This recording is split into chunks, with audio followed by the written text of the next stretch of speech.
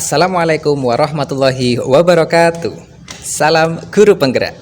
Kembali lagi dengan saya Ariska Ardian, calon guru penggerak angkatan 9 dari SD Negeri Gembongan, Kapanewon Sentolo, Kabupaten Kulon Progo, Provinsi Daerah Istimewa Yogyakarta. Dengan fasilitator Ibu Sri Purwani dan pengajar praktek Ibu Khairiyah. Di video kali ini saya akan memaparkan demonstrasi kontekstual modul 2.3 berkaitan dengan coaching. Apa itu coaching? Mari simak terus videonya. Nah, apa itu coaching? Coaching adalah suatu metode pembinaan yang dilakukan dengan cara klien bermitra dengan coach dalam proses pemikiran dan kreatif yang menginspirasi mereka untuk memaksimalkan potensi baik secara pribadi maupun profesional. Alur dalam melakukan coaching. Dalam melakukan coaching, alur Tirta membantu coach untuk menggali potensi dan solusi dari coaching. Nah, Tirta sendiri itu merupakan sebuah singkatan. Untuk singkatan yang pertama yaitu adalah T, tujuan. Coach menanyakan terlebih dahulu kepada coachee tujuan yang ingin dicapai oleh coachee di awal coaching. Yang kedua adalah I, identifikasi. Coach menggali lebih dalam lagi kondisi, perasaan, atau kendala yang dihadapi oleh coachee. Yang ketiga R, rencana. Coach menanyakan solusi dan rencana yang akan dieksekusi oleh coachee. Yang terakhir adalah TA, yaitu tanggung jawab. Coach menanyakan komitmen yang dilakukan dalam mengeksekusi rencana aksi yang sudah dijabarkan di awal. Teknik coaching dengan alur Tirta menjadikan langkah-langkah yang mudah diterapkan, menjadikan guru lebih mudah untuk mengembangkan kemampuannya dalam menggali potensi, sekaligus memanajemen dirinya dalam mengelola potensinya dengan menjadikan teman lain sebagai coach bagi dirinya. Langkah-langkah apa saja yang dilakukan saat akan melaksanakan coaching? Pertama adalah praobservasi. Pertemuan praobservasi merupakan percakapan yang bertujuan untuk membangun kemitraan antara supervisor dan coach dalam mengembangkan kompetensi diri. Yang kedua, observasi. Pada tahap ini, supervisor akan menghadiri dan memberikan catatan selama proses coaching berlangsung. Yang ketiga atau yang terakhir adalah pasca observasi. Setelah melakukan observasi, supervisor melaksanakan percakapan dengan coach terkait hasil data observasi, menganalisis data, umpan balik, dan rencana pengembangan kompetensi yang akan dilakukan coach. Proses percakapan pasca observasi ini bersifat reflektif dan bertujuan perbaikan ke depannya. Sehingga ketika akan melakukan coaching lagi, coach sudah mempersiapkan segala sesuatunya dengan matang. Yang selanjutnya adalah kompetensi dalam coaching. Kompetensi dalam coaching terdiri dari 3. Yang pertama adalah kompetensi kehadiran penuh. Yang kedua, kompetensi mendengarkan secara aktif. Dan yang ketiga adalah kompetensi mengajukan pertanyaan berbobot. Hal yang perlu ditingkatkan dalam penerapan coaching adalah kompetensi mengajukan pertanyaan berbobot. Pertanyaan berbobot bersifat terbuka dan berasal dari mendengarkan jawaban coachee, sehingga coachee dapat bercerita secara leluasa tanpa ada hambatan dan merasa terbebani dengan apa yang ia ceritakan. Namun, tidak jarang coach terjebak memberi tanggapan terhadap jawaban coachee bukan berupa pertanyaan lanjutan, namun berupa tanggapan setuju atau tidak setuju.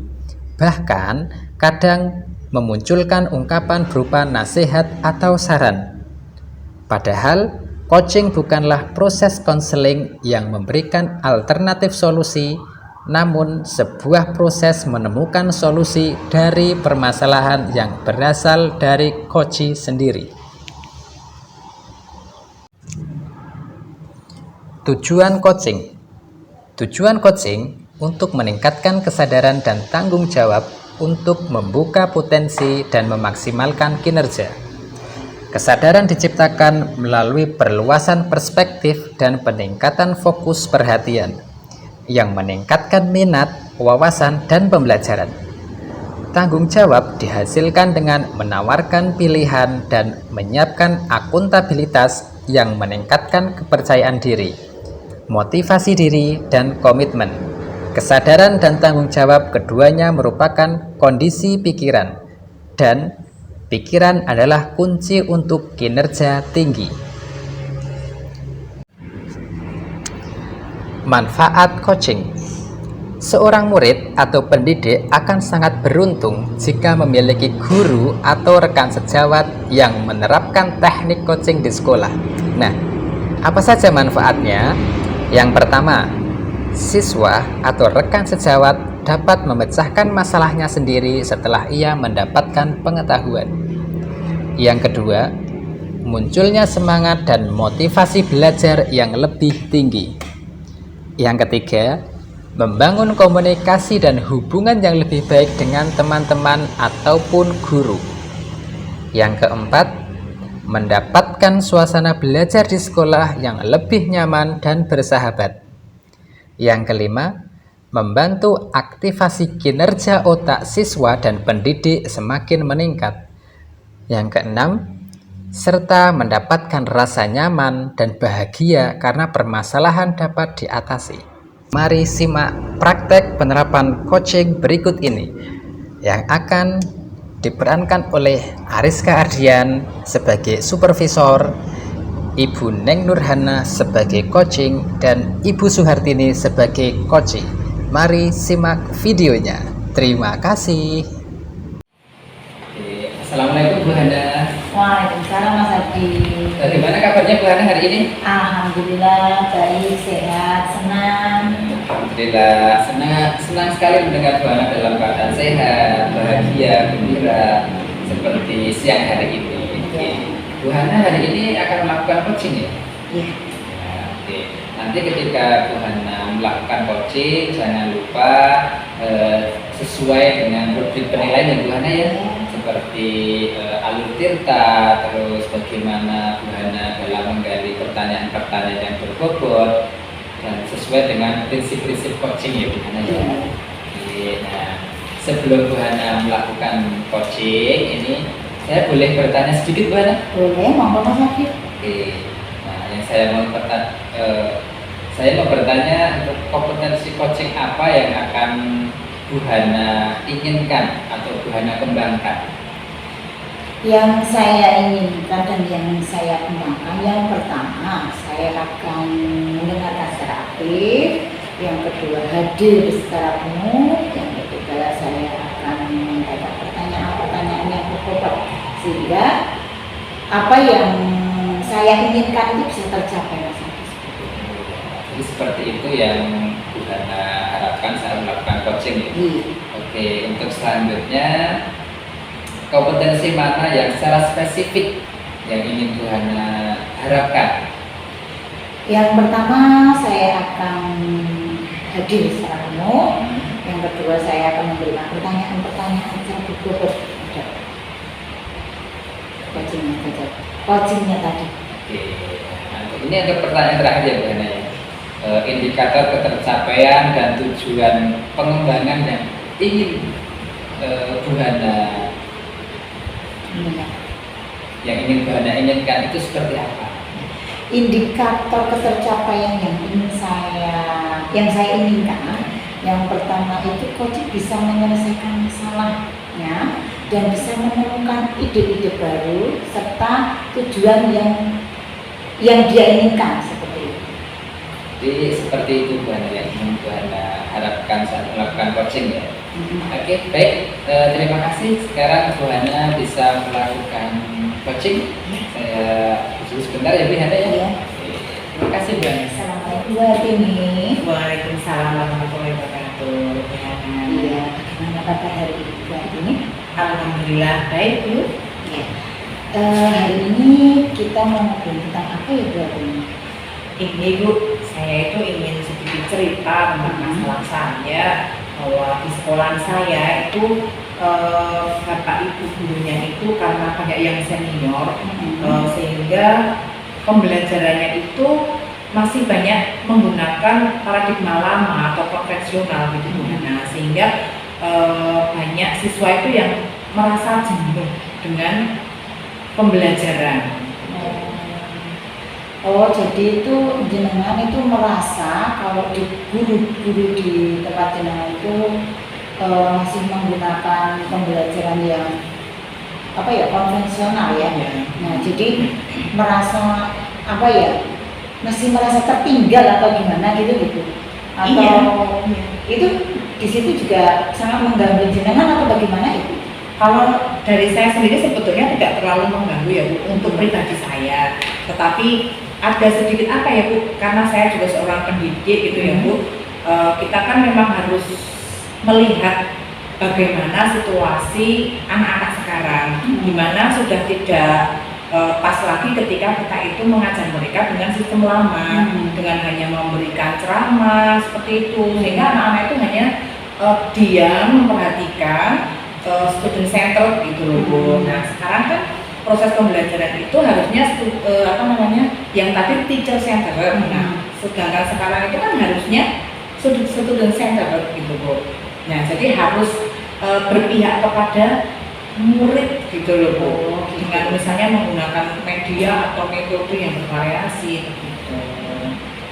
Oh, jadi begitu ya Bu Hartini. Lalu kira-kira apa yang ingin jenengan capai atau tujuan jenengan itu yang kedepannya itu mau bagaimana?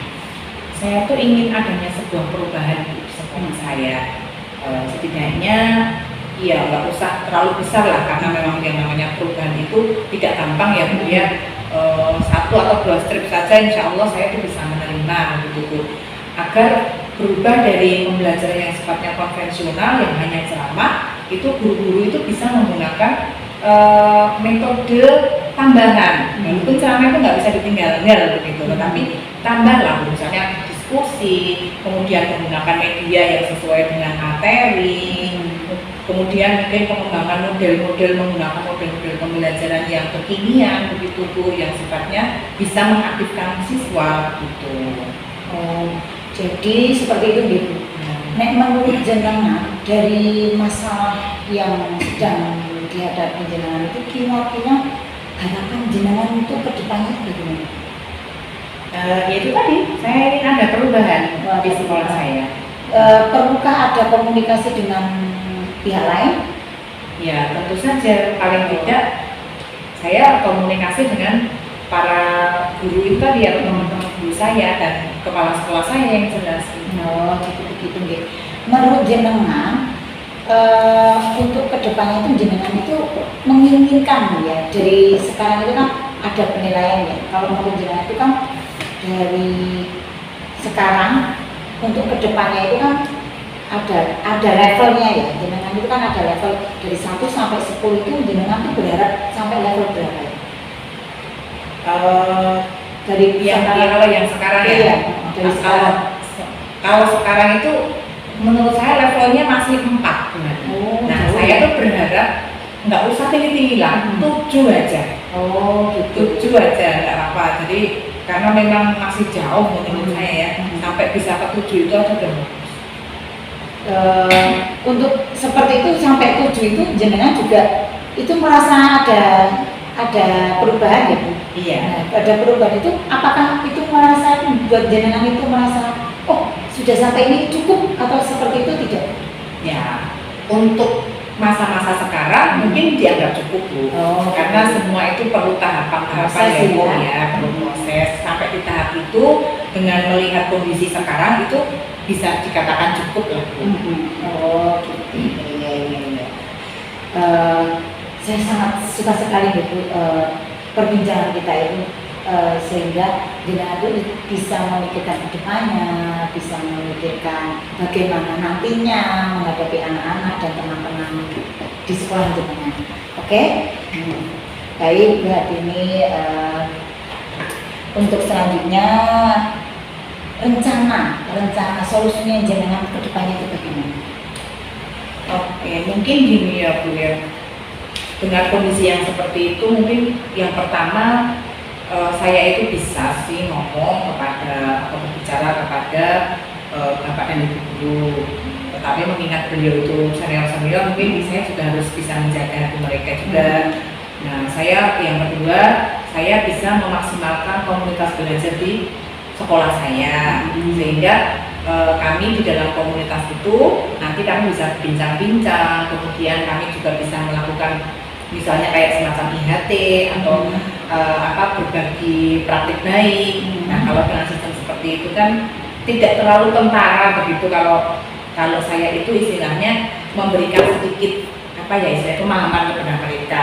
Tapi kalau secara berbicara langsung itu saya merasa seperti saya itu menggurui begitu, dan nanti bisa penerimanya begitu. Nah, seperti itu mungkin Bu. Untuk selanjutnya kan tujuannya sudah, untuk kedepannya jenengan juga sudah merencanakan. Lalu hal apa yang menjadi komitmennya jenengan untuk kedepannya? Ya, mungkin waktu ya Bu, waktu saya dalam menyegerakan rencana aksi saya ini mungkin Bu, saya harus sesegera mungkin melakukan rencana saya ini yang sebelumnya mestinya saya akan berbicara kepada Bapak Kepala Sekolah. Mungkin besok saya akan berbicara kepada Bapak Kepala Sekolah, dan di komunitas belajar minggu depan itu mungkin saya sudah akan mulai menjalankan aksi saya. Oke, berarti itu intinya sesegera mungkin gitu. Sesegera mungkin jenengan akan berkomunikasi dengan kepala sekolah, dengan teman dan sebagainya seperti itu. Oke. Jadi menurut jenengan dengan semua ini perasaan jenengan bagaimana setelah kita ngobrol-ngobrol seperti itu? Ya, alhamdulillah Bu, ada sedikit rasa lega walaupun ini belum terlaksana, tetapi setidaknya saya sudah punya gambaran untuk solusi permasalahan saya ke depan ya Bu ya. Mudah-mudahan sekolah saya nanti Bapak dan Ibu gurunya bisa mengikuti alur pembelajaran paradigma baru, sehingga para murid itu tidak boring atau bosan dalam pembelajaran. Oke, ya. Sampai di sini percakapan kita. Besok untuk kedepannya kita masih ngobrol-ngobrol lagi ya Bu. Sekian deh. Assalamualaikum warahmatullahi wabarakatuh. Waalaikumsalam warahmatullahi wabarakatuh. Terima kasih Bu Hana. Iya. Baik Bu Hana, Ya. hari ini Bu Hana sudah melakukan coaching ya? Ya. Iya, Bu Hana tadi sudah melakukan coaching dengan siapa Bu? Dengan Bu Suhati. Dengan Bu Suhati. Ya, oke, di sini saya akan menyampaikan sedikit catatan saya Bu ya, berkaitan dengan coachingnya Bu Hana tadi. Catatan yang pertama itu berkaitan dengan apa yang sudah dilakukan pada saat coaching. Apakah coaching Bu Hana tadi berjalan dengan lancar? Ya, saya melakukan coaching secara lancar dan semua berjalan sesuai yang saya harapkan.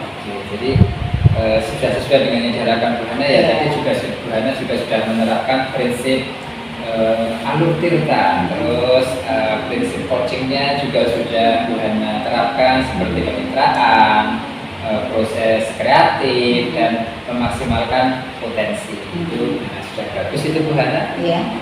Ya, terus kompetensi apa lagi yang ingin Bu Hana kembangkan berdasarkan hasil coaching hari ini? Kompetensi yang ingin saya kembangkan yaitu saya akan lebih menggali pertanyaan-pertanyaan yang berbobot, dan saya juga akan belajar lagi untuk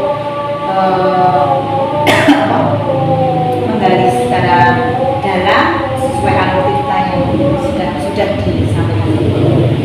Terima kasih ya Bu Hana ya. Mungkin catatan dari saya dan Bu Hana hari ini